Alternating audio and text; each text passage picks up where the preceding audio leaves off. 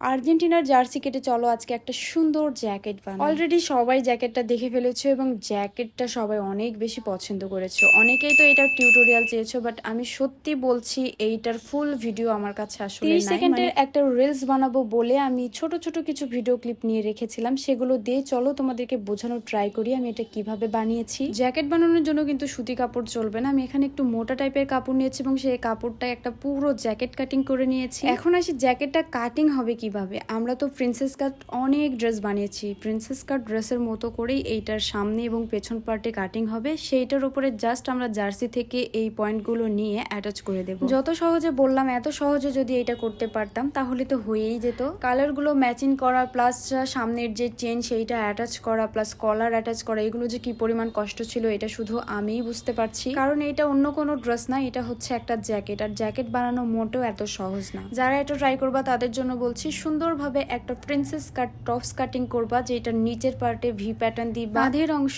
আমি যেটাকে পুট বলি, সেই অংশটা একটু বড় কাটিং করতে হবে। আমার ছিল 18 ইঞ্চি, তোমাদের যার যেমন মাপ সেই মাপ অনুযায়ী দিবা।